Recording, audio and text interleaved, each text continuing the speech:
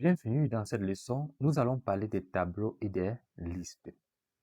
Après donc avoir abordé les notions de fonction et de récursivité, on passe maintenant aux structures de données fondamentales, qui sont les tableaux et les listes.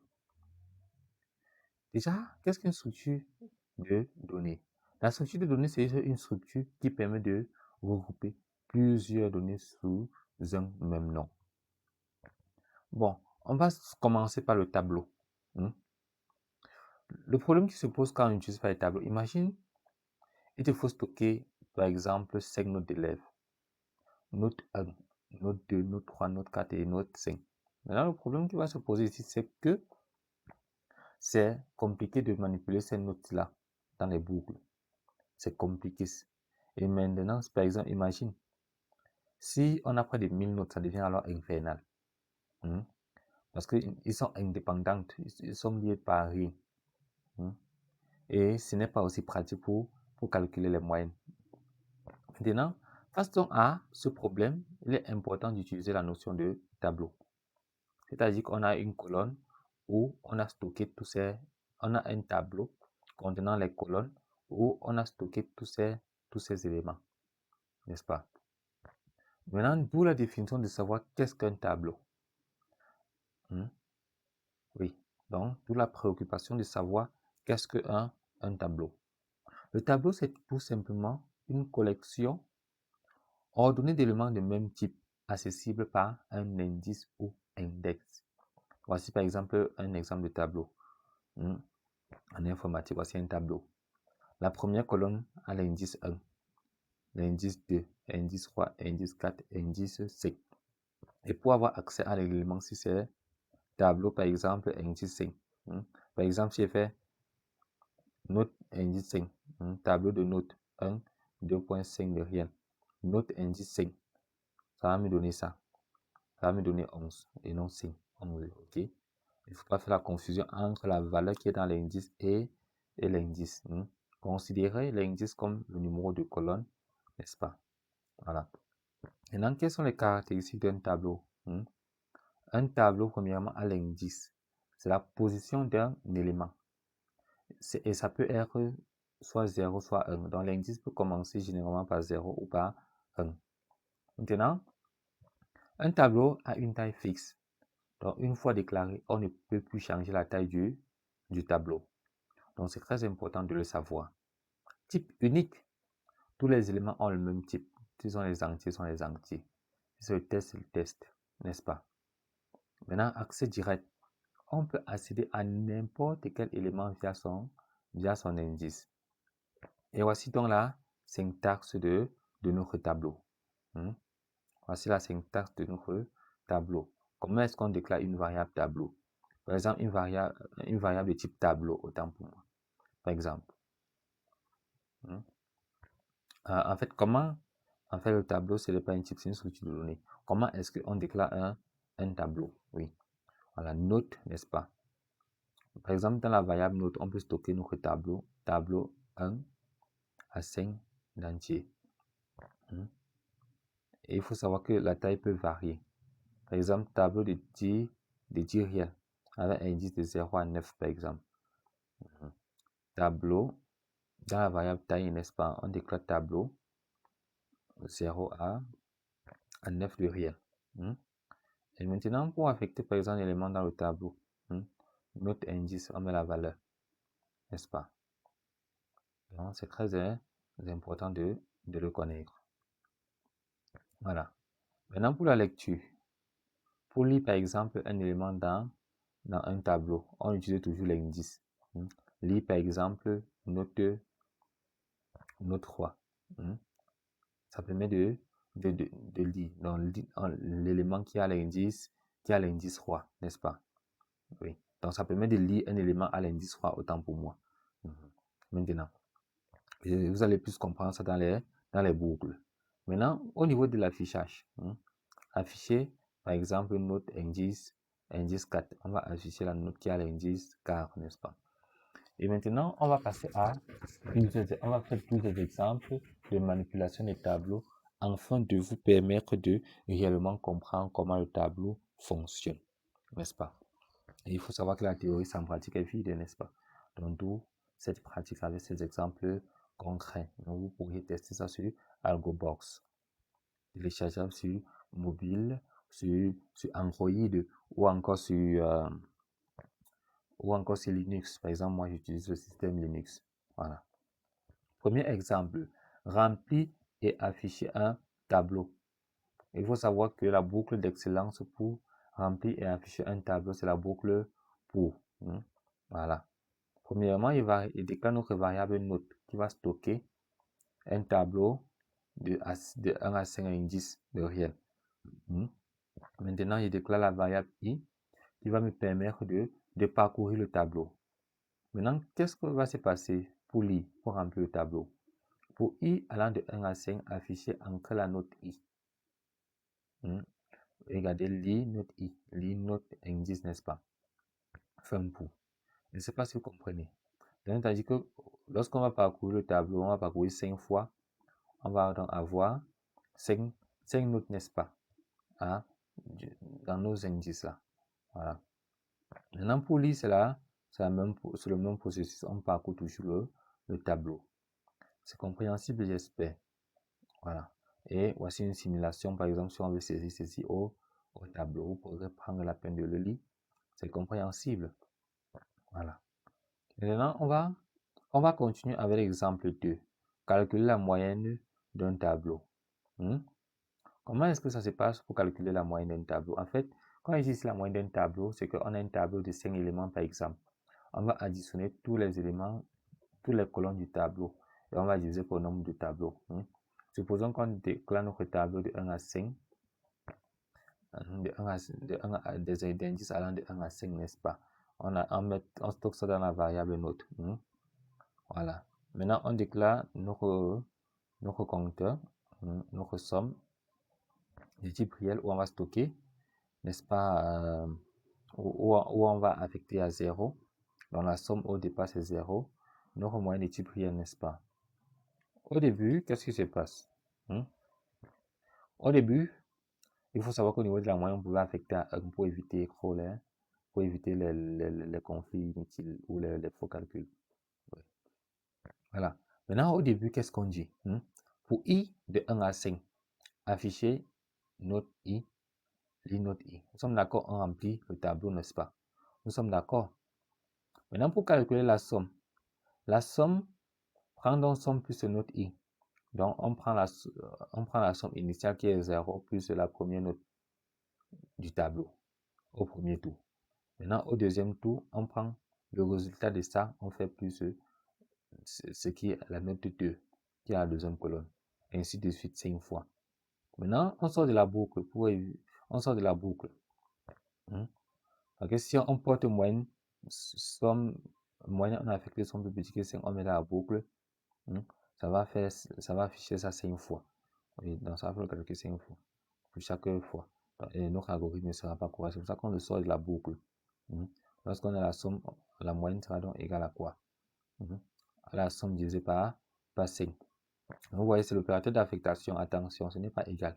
Évitez de confondre égal, l'opérateur égal, à l'opérateur d'affectation, n'est-ce pas? Maintenant, on affiche la somme, on affiche la moyenne, on clôt l'algorithme. Comme je vous expliquais plus haut, à la première itération, 0 plus la valeur qui nous donne 12. Maintenant, à la deuxième itération, qu'est-ce qu'on a maintenant quoi? La somme qu'on a, c'est 12. Il faut trouver la somme après. 12 plus 15, c'est ça qui nous donne 27. On récupère la 27, qui devient la somme avant, et ainsi de suite. Voilà. L'algorithme, la moyenne, après les bons calculs, n'est-ce pas, c'est 12,2 et la somme c'est 61, n'est-ce pas? Maintenant, on va aussi faire un autre exercice. On va faire un algorithme qui permet de rechercher un élément dans un tableau. En fait, on peut faire plusieurs choses dans le tableau. On peut calculer la moyenne des éléments du tableau. On peut rechercher, on peut trier, on peut additionner deux tableaux. Ne vous inquiétez pas, cela fera l'objet des exercices. Donc, pour le moment, essayez de comprendre d'abord ce que nous faisons là. C'est très important. Et N'hésitez pas à partager avec vos amis étudiants. Ça va beaucoup vous aider si vous êtes étudiant, surtout si vous êtes débutant en informatique. Voilà. Maintenant, un algorithme qui permet de rechercher une valeur. Par exemple, si on a notre tableau, n'est-ce pas, constitué de 6 éléments. Si j'en par exemple 7, l'algorithme va être capable de trouver 7 et dire sa position. C'est un peu ça le principe. Donc, pour ça, qu'est-ce qu'il faut? Il faut qu'on ait une valeur cherchée. La valeur cherchée, c'est la valeur que je vais ancrer. Voilà, maintenant, il faut qu'on sache si la valeur est trouvée ou pas. C'est pour ça que vous voyez que trouve, il le déclare de type booléen. Donc, lorsque vous êtes face à un algorithme, premièrement, identifiez tous les éléments que vous aurez besoin pour concocter l'algorithme. Donc, tous les variables. C'est ça que j'appelle ingrédients, n'est-ce pas? Voilà. Maintenant, qu'est-ce qui va se passer? Premièrement, j'ancre la valeur recherchée. Et mon i, j'initialise à 1. C'est très important. Ici, c'est vrai, c'est un tableau. Vous voyez, il n'est pas utilisé pour la boucle pour. En fait, tu peux utiliser la boucle pour. Ça va marcher. Ça doit marcher. On peut utiliser la boucle pour, ça s'adapter, mais bon, j'ai voulu faire avec la boucle tant que ça marche aussi. Donc, si tu es quelqu'un de curieux, n'hésite pas à me laisser en commentaire le même algorithme avec la boucle pour. Et je prendrai la peine de corriger et de faire même une vidéo sur ça si tu le souhaites. Voilà. Ok. Premièrement, qu'est-ce qu'on a? Après avoir initialisé notre compteur à 1, maintenant, on essaie de faire une limite. On sait que notre tableau a 6 colonnes.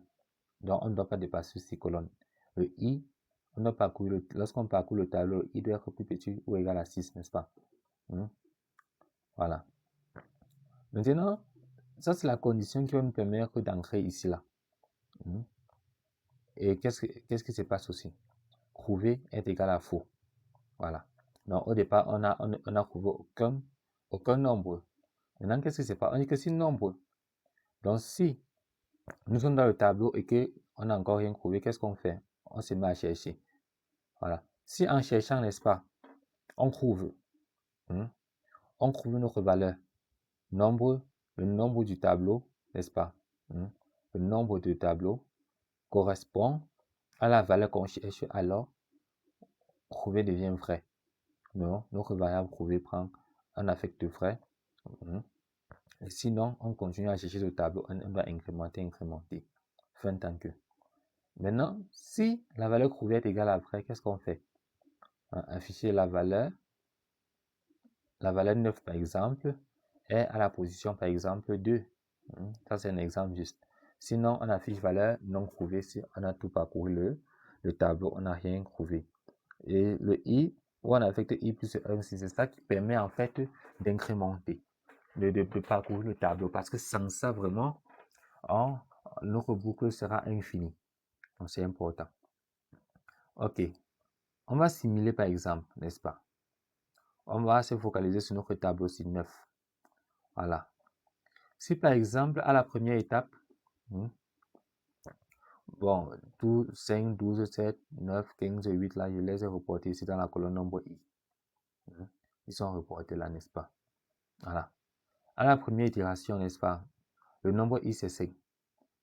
La condition, ça prend la première condition. Est-ce que 5 est égal à 9? Faux. Il prend i plus 1, qui devient, il passe à 2. Maintenant, on tombe à la deuxième nombre i. Ici, là, ça sera dans nombre 2. Donc, oui. Donc, i, c'est 2. Donc, nombre 2. Donc, à l'indice 2, c'est 12. Est-ce que 12 est égal à 9? C'est faux. Ainsi de suite jusqu'à ce que ça soit vrai. N'est-ce pas? Puisque la valeur ancrée pour chercher c'était 9. Au quatrième indice, n'est-ce pas? Est-ce que 9 est égal à 9 vrai? On sort. On sort, on n'entre pas, sinon on sort là, on sort de la boucle. On sort de tout ça, n'est-ce pas? Et lorsqu'on sort, qu'est-ce qui se passe donc? On affiche la valeur 9 est à la position 4, n'est-ce pas? Et vous pourriez simuler avec d'autres nombres dans l'optique de mieux comprendre, n'est-ce pas? Voilà. Maintenant, on va continuer avec un exemple qui permet de prouver le maximum et le minimum. Voici notre tableau qu'on a déjà défini. Sa taille c'est 8, n'est-ce pas?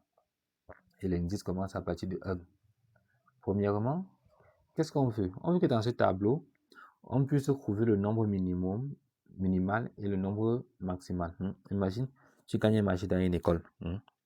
Et l'école a toutes ces données dans les tableaux. On dit trouve l'élève qui a la plus grande moyenne et l'élève qui a la plus petite moyenne. C'est ce qu'on veut. On te donne tes 500 francs. 500 francs est petit, puisque c'est un marché de 500 000, par exemple. Imagine si tu ne connais pas écrit l'algorithme ici. C'est que si tu perds l'argent. Donc, c'est pour ça que tu vas comprendre le fonctionnement de cet algorithme, en fait. Premièrement, on a notre tableau qu'on nous a donné, n'est-ce pas? On a notre I qui va nous permettre de parcourir le tableau. Maintenant, on a notre variable maxi qui va afficher l'élément maximal du tableau et mini qui va nous permettre d'afficher l'élément minimal du tableau. Premièrement, qu'est-ce qu'on fait? À la variable maxi, j'affecte la première valeur du tableau aussi. À la variable mini, j'affecte aussi la première valeur du tableau. Maintenant, il faut que je vais comparer ma première valeur du tableau aussi à tous les autres valeurs, n'est-ce pas? Oui, vous voyez un peu le jeu. Donc, j'affecte tout ça pour comparer. Voici un peu l'algorithme. Maintenant, je vais commencer à parcourir à partir d'ici, puisqu'il y a stocké ça quelque part. Voilà. Pour i de 2 à 8, si la valeur de i, donc si le tableau valeur i, donc le tableau indice i, ouais, parce qu'on dit valeur i parce que on a affecté, en fait, c'est un tableau, en fait. C'est un tableau, oui. Donc, c'est de type tableau. C'est pour ça que c'est comme ça. Le vrai tableau, le tableau n'est pas vraiment un type de base, mais bon, comprenez comme ça des types tableaux. C'est des types tableaux d'entier. Oui. Voilà. Donc, si notre valeur i est plus qu'un maxi, notre maxi qui est 3 au départ, qui est 23 au départ, le voici. Alors, maxi prend la valeur alors la valeur maxi prend la valeur du tableau où nous sommes. Imagine si nous sommes ici, là, par exemple, 5. On a par exemple un nombre 55. C'est plus grand que 55, qui est la valeur i, c'est plus grand que 23. Alors, on met 23 ici, on met 55 ici, n'est-ce pas? Voilà, je ne sais pas si vous comprenez un peu. Maintenant, c'est la même chose avec plus petit. Si la valeur, n'est-ce pas, du tableau est plus petit que le mini. Donc, ça, c'est dans le parcours du tableau, n'est-ce pas? En fonction de l'itération où on se trouve. J'espère que vous me comprenez. Alors, qu'est-ce qui va se passer? À mini, on va donc affecter la valeur. Ne vous inquiétez pas, si vous ne comprenez pas, on va simuler. Oui. Après ça, on va afficher le maxi, on va afficher le mini.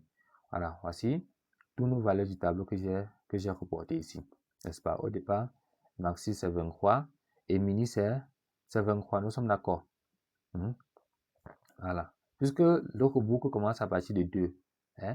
De 2 à 8. N'est-ce pas? À l'indice, à valeur indice 2, qu'est-ce qu'on a? On a 5. On dit que, est-ce que 5 est plus grand que 23? Non. On reste à 23. Est-ce que 5 est plus grand que, donc le maxi c'est, notre maxi reste 23, n'est-ce pas? Maintenant, est-ce que 5 est plus petit? Maintenant, c'est le mini. Est-ce que 5 est plus petit que 23? Oui, 5 est plus petit que 23. 5 devient le minimal. 23 n'est plus là. 23 n'est plus sélectionné. Donc, notre mini prend la valeur de indice 2 qui est 5. Maintenant, on continue 47. Est-ce que 47, n'est-ce pas, est plus petit que est plus grand que notre maxi qui est 23 qu'on a? Si c'est plus grand, on récupère 47. Maintenant, au niveau du plus petit, n'est-ce pas? Est-ce que 47 est plus petit que notre 5 ici, qui est notre mini? Non, notre 5 demeure. On fait les comparaisons ainsi de suite. Voilà. Ainsi de suite. Voilà. Maintenant, à la 8e itération, faites le même principe jusqu'à la 8e itération. À la 8e itération, qu'est-ce qu'on sait? On sait que notre maxi c'est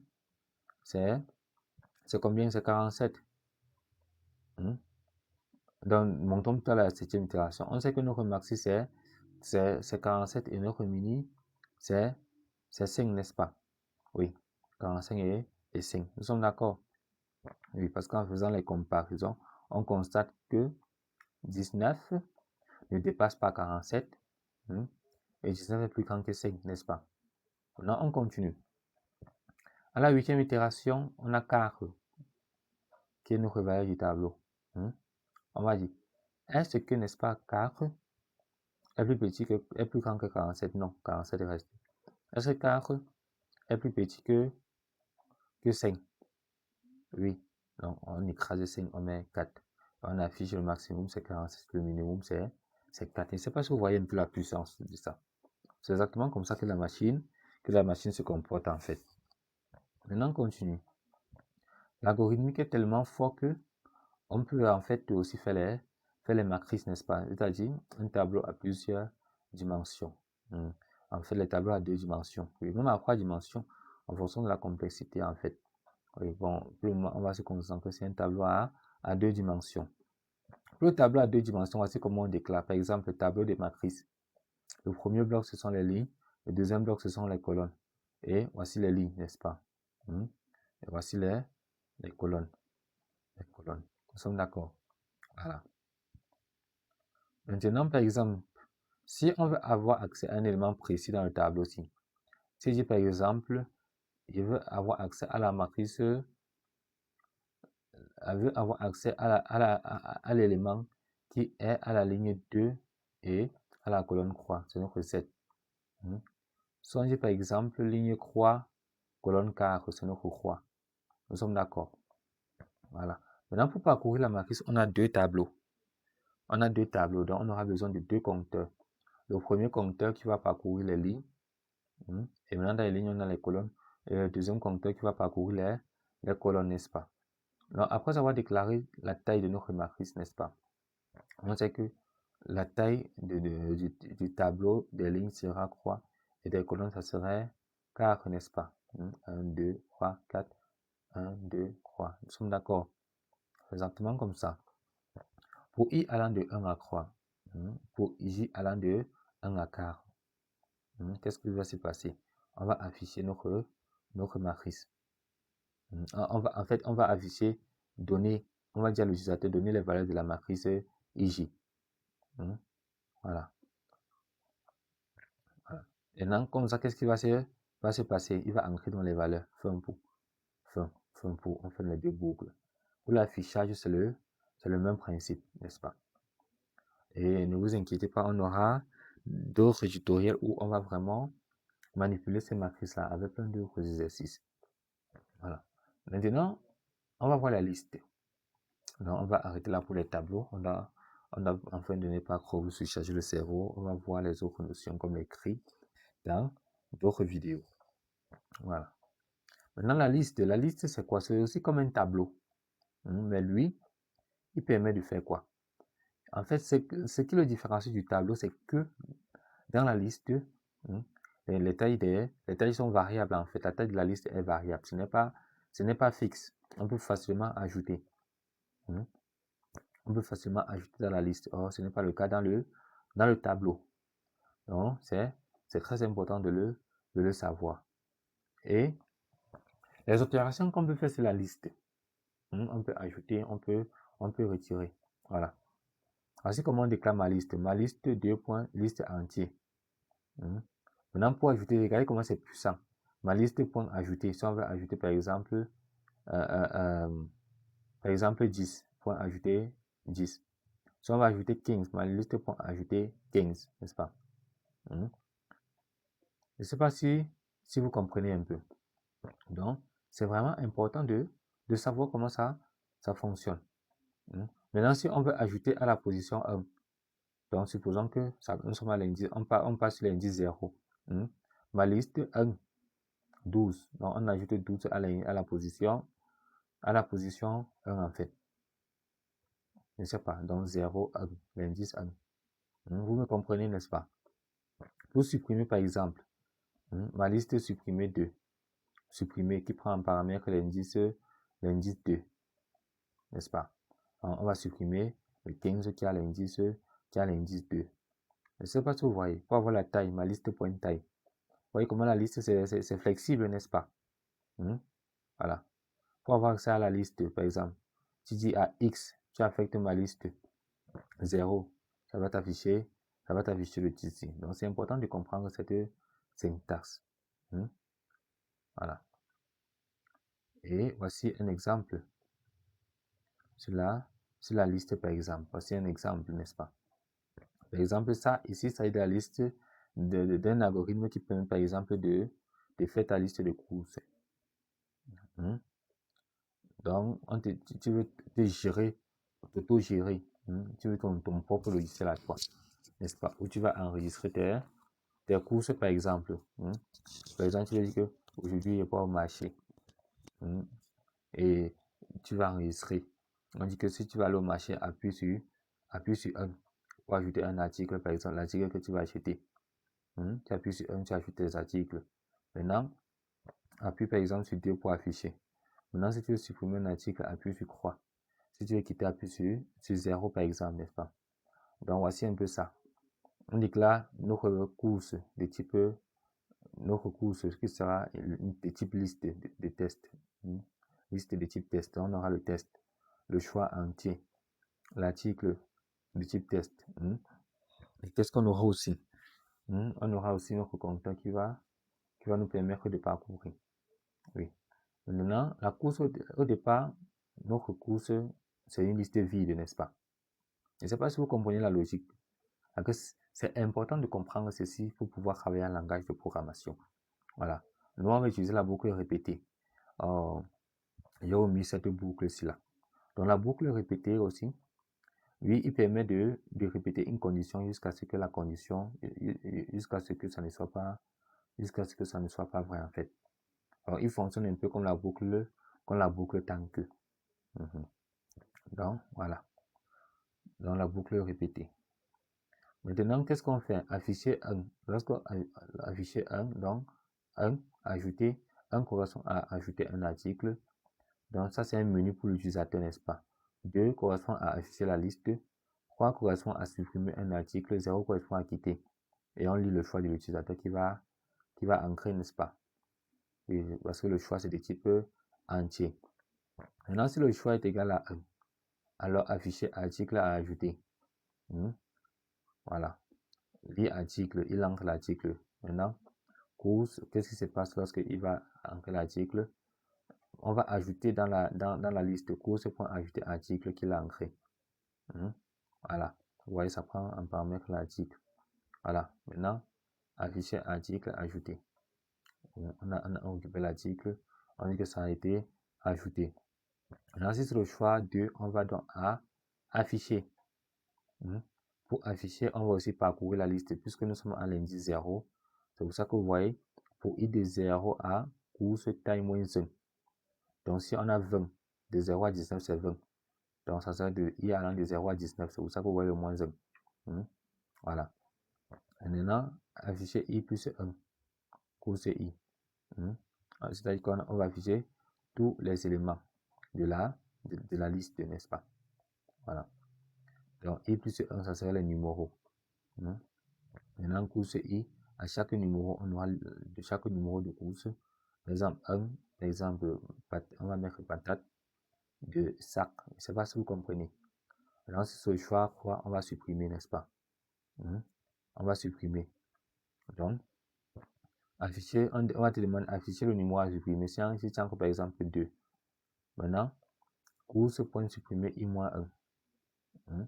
Ça va aller supprimer l'indice 2 là, ce qui se trouve à 2. Et ça va faire, et on va passer à i-1. La taille de notre liste va donc être réduite. Et l'article sera supprimé, n'est-ce pas? Maintenant, si tu as que le choix 0, tu sors. Et voici donc notre simulation. Choix 1, tu ajoutes le pain. Voilà. Maintenant, lorsque tu as ajouté le pain, voilà, tu ajoutes encore. Tu ajoutes. Maintenant, tu vois le pain, le lait, les œufs que tu as ajoutés. Vous voyez la puissance et comment c'est magnifique, n'est-ce pas? Maintenant, si tu veux supprimer par exemple l'article 2, l'article 2 c'est le lait. tu as encore quoi? L'article sera supprimé. Oui, la liste, tu vas voir. Et si tu cliques sur 0, tu auras au revoir. Donc, voici un récapitulatif en fait pour conclure la leçon. Avec un tableau, on a une taille fixe. Et c'est facile pour vous faire la suppression. C'est difficile en fait pour faire la suppression parce que c'est manuel en fait. Tu vas gérer les décalages là de façon manuelle. C'est compliqué. Or, avec la liste, c'est facile pour ajouter et pour manipuler aussi. On a aussi abordé la notion de matrice. On a dit que lorsqu'on déclare une matrice, n'est-ce pas, à la première colonne, le premier élément, c'est quoi? C'est la ligne. Après, ce sont les colonnes. C'est ce que je vous ai dit. Maintenant, si on veut récupérer un élément précis, on met le numéro de la ligne et le numéro de la colonne. Je ne sais pas si je me fais comprendre en fait. Oui. Donc, en résumé, donc, qu'est-ce qu'on retient? En résumé, on retient que le tableau, c'est une collection de tailles fixes. N'est-ce pas? C'est ça le tableau, c'est une collection de tailles fixes. Et c'est l'accès direct.